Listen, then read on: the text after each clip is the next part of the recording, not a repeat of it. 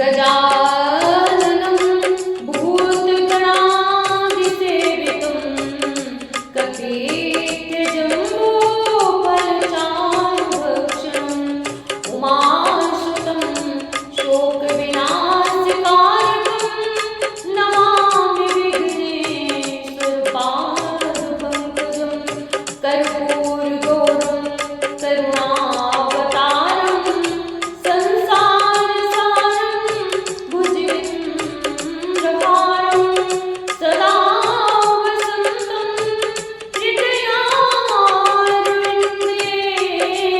भवं भवानीं सहितं नमामि नीलाम्बुजश्यामलकोमलाङ्गं सीतासमारोहितवामभागं पाणौ महासायकचारुचापं नमामि रामं रघुवंशनाथं मनोजवं मारुततुल्यवेगं जितेन्द्रियं बुद्धिमतां वरिष्ठं वातात्मजं वानरयूथमुख्यं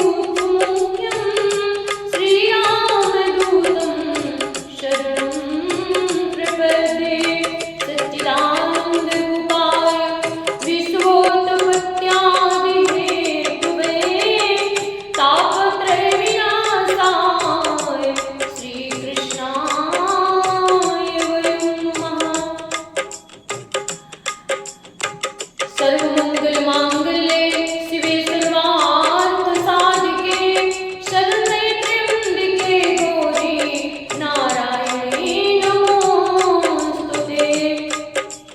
करेणवीणां परिवादयन्तीं तथा जपन्तीं अपुरेणमालां मरालप्रेष्ठां सदसन्निविष्टां सरस्वतीतां शिरसा नमामि। जय श्री कृष्णा, राधे राधे। श्रीमद् भागवत की कथा में आप सभी का हार्दिक अभिनंदन है। आइए श्रवण करते हैं भगवान श्री कृष्ण की बहुत ही सुंदर कथा, जिसको सुनने या पढ़ने से जीवन के सभी क्लेश कट जाते हैं, सभी दुख दूर हो जाते हैं। आइए वही भगवान श्री कृष्ण की अमृतमयी कथा को श्रवण करें।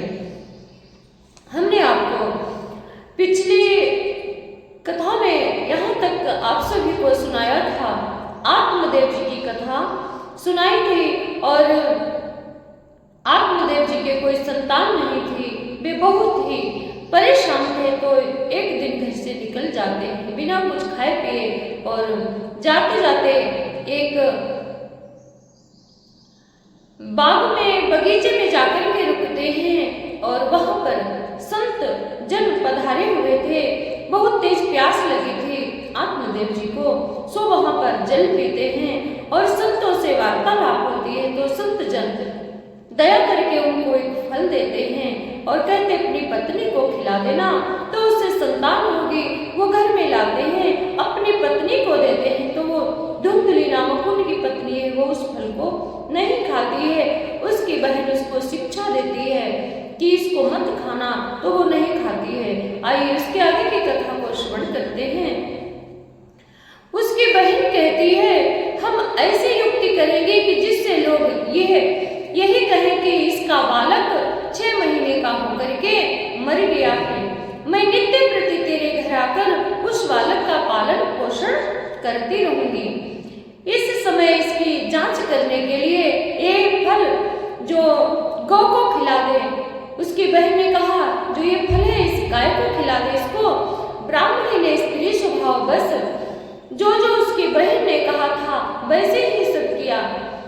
मंदोदरी ने रावण को बहुत समझाया, परंतु रावण ने उसकी एक नहीं मानी। और रावण क्या कहता है, नारी सुभाव सत्य सब कहानी, अब हृदयात सदा उर रानी, साहस वर्ण तो चप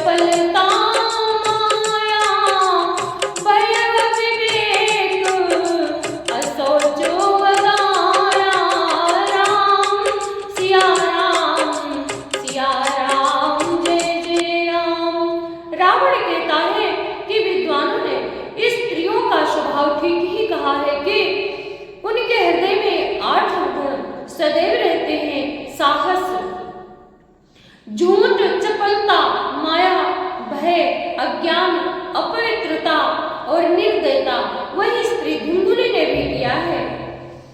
जब समय अनुसार उसकी बहन के बच्चा हुआ तब उसके पति ने चुपचाप लाकर उसे धुंधली को दे दिया और बदले में धन लेकर के चलते बने।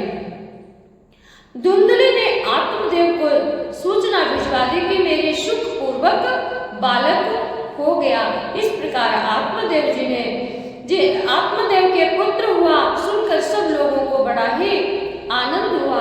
आत्मदेव ने उसका जाति कर्म संस्कार करके ब्राह्मणों को दान दिया और उसके द्वार पर गाना बजाना तथा अनेक प्रकार के मांगलिक कार्यक्रम होने लगे। धुंधली ने अपने पति से कहा, मेरे स्तनों में दूध ही नहीं है, फिर गौ आदि किसी अन्य जीव के दूध से मैं इस बालक का किस प्रकार पालन करूंगी? यदि आप कहें तो मेरी बहन के अभी कुछ दिन पहले बालक हुआ था, वो मर गया है, उसे बुलाकर यहाँ रख ले, वो आपके इस बच्चे का पालन पोषण कर लेगी। तब पुत्र की रक्षा के लिए आत्मदेव ने वैसा ही किया तथा माता धुंधली ने उस बालक का नाम धुंधकारी रखा।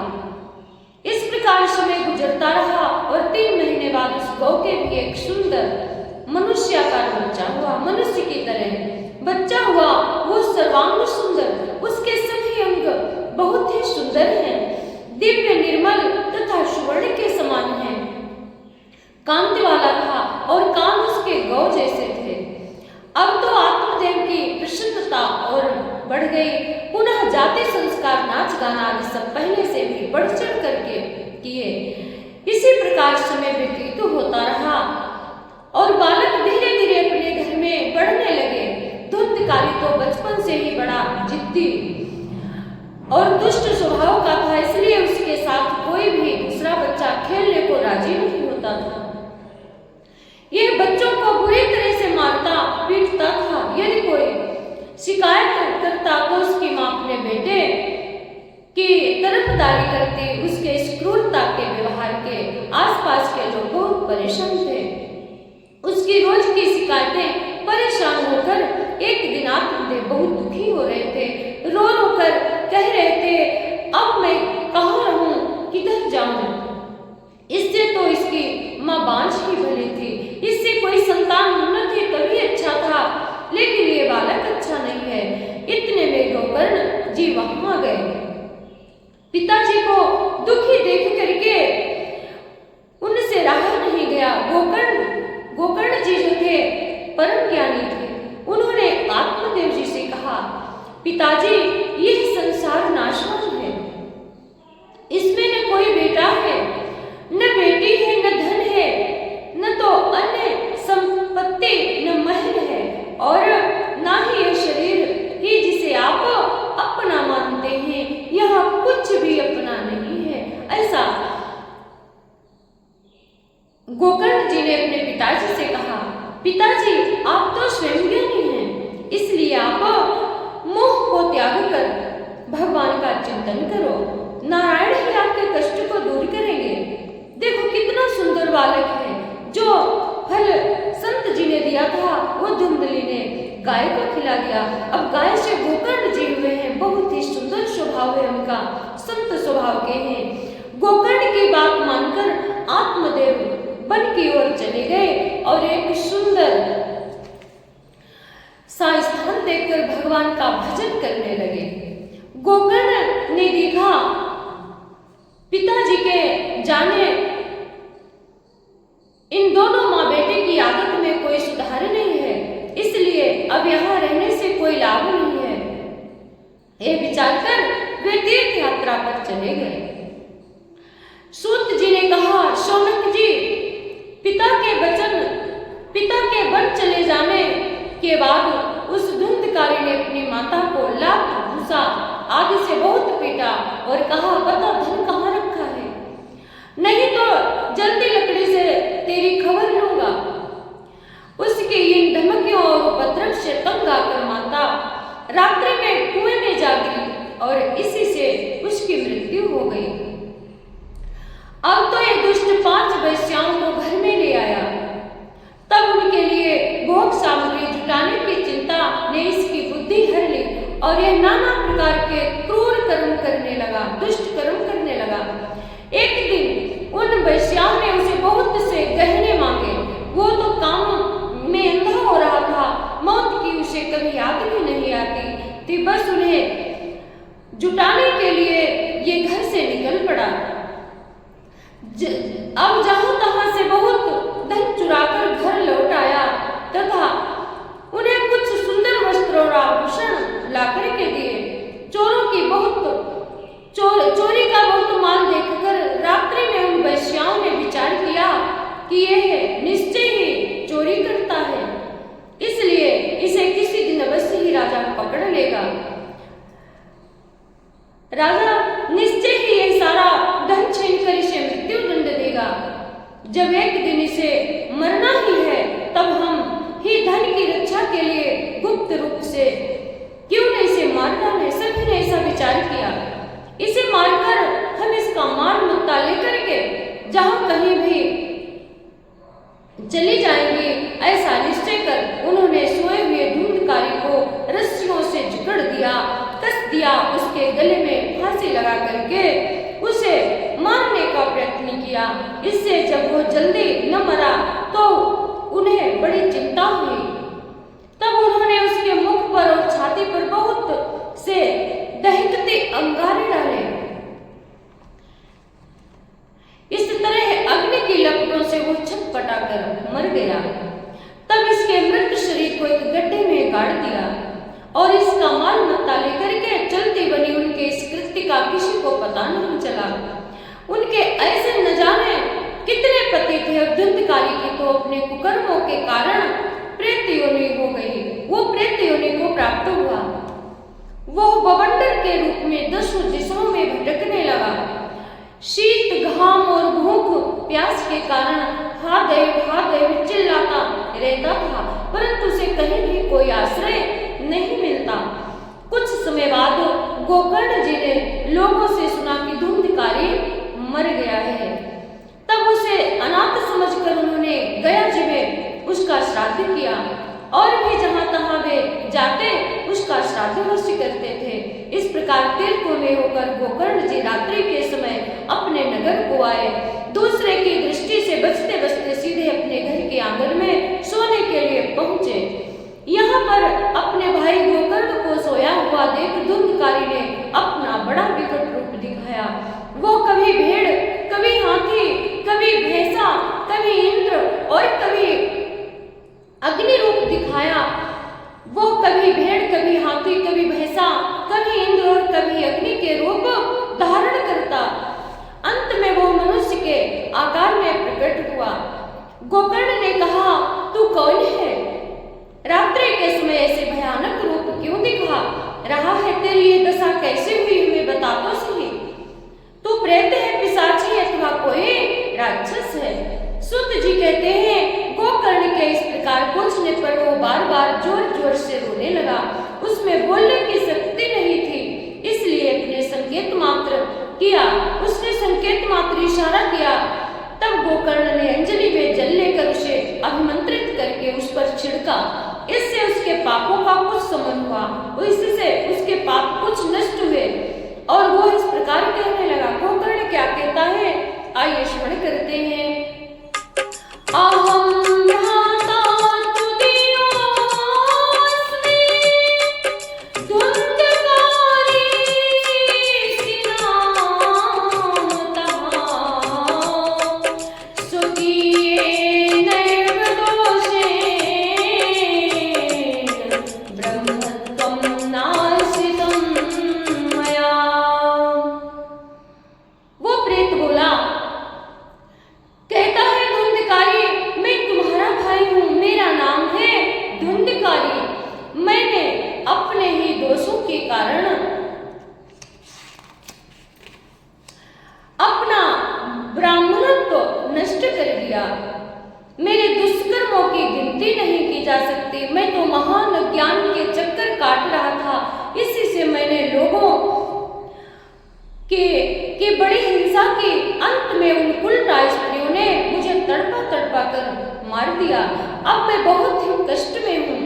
गोकर्ण ने कहा, मैंने विधि पूर्वक तुम्हारा गया जी में श्राद्ध किया, उससे तुम्हारी मुक्ति नहीं हुई। प्रेत ने कहा, मेरी मुक्ति सैकड़ों गया श्राद्ध करने से भी नहीं होगी।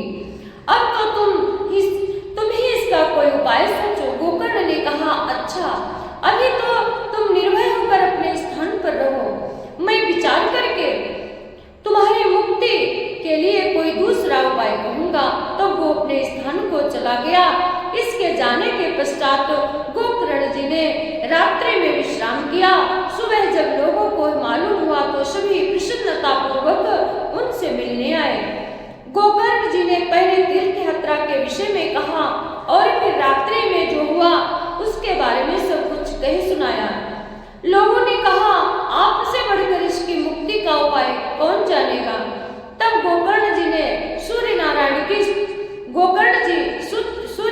जी की स्तुति करने लगे। आइए श्रवण करते हैं। तुभ्यं नमो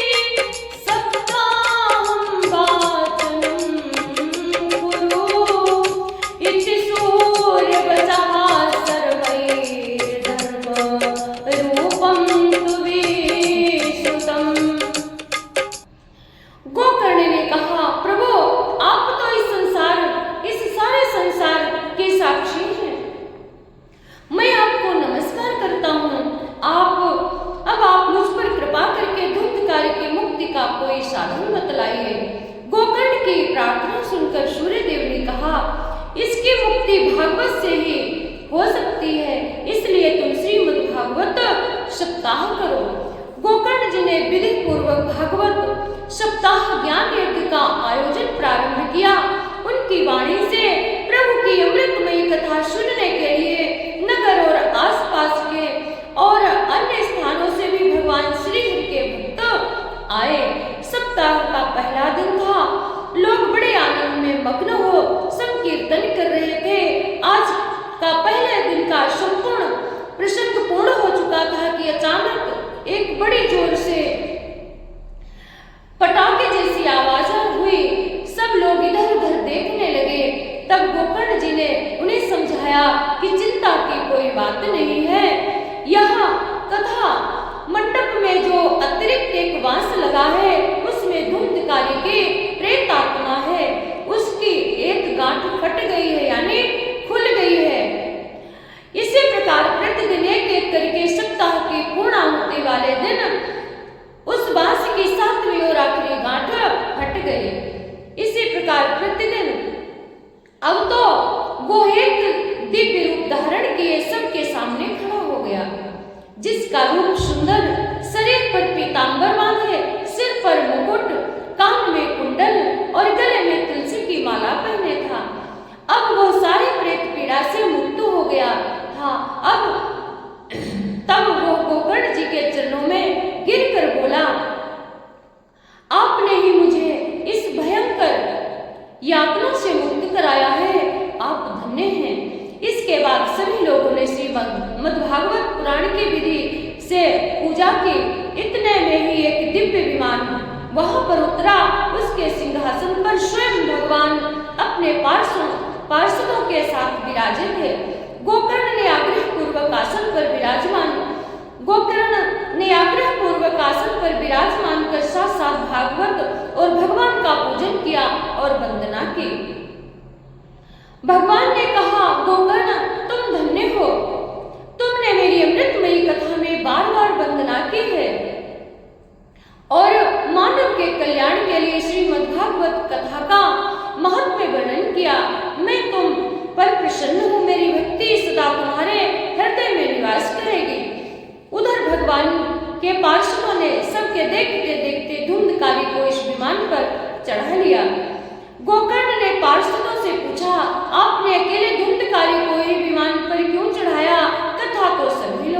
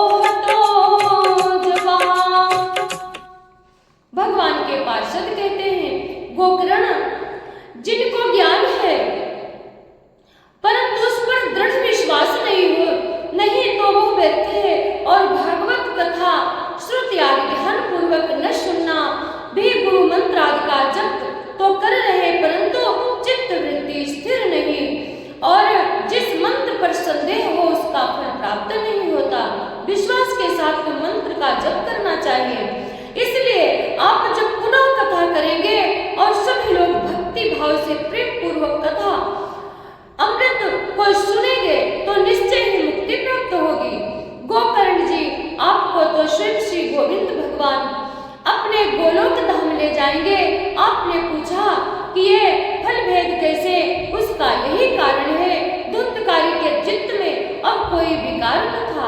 उसने भागवत कथा को प्रेम से सुना है। इस प्रकार कहकर वो विमान में बैठकर भगवान का कीर्तन करते हुए अपने लोक को चले गए। कुछ समय बाद श्रावण मास में गोकर्ण जी ने पुनः भागवत सप्ताह का आयोजन किया। सभी लोगों ने नियम पूर्वक कथामृत का पान किया। सभी ने प्रेम और श्रद्धा से पुराण परमेश्वर का पूर्णाहुति के दिन पूजन किया और भागवत भगवान को अपने अपने उपहार भेंट रूप में अर्पण किए। लोगों में बड़ा उत्साह था। सबके देखते देखते बहुत से विमान उस कथा स्थल पर उतरे। भगवान श्री हरि ने अपने प्रिय भक्त गोकर्ण को हृदय से लगा लिया और अपने साथ विमान में बिठाया। बाकी बचे सभी भक्तों को उन विमानों में बैठाया। वो सभी भगवान की कीर्ति का बखान करते हुए वैकुंठ को चले गए। सनकादि मुनीश्वर कहते हैं, जैसे पूर्व काल में अयोध्यावासी भगवान श्री राम के साथ साकेत धाम सिधारे थे, उसी प्रकार भगवान श्री कृष्ण उन सबको योग दुर्लभ गोलोक धाम ले गए।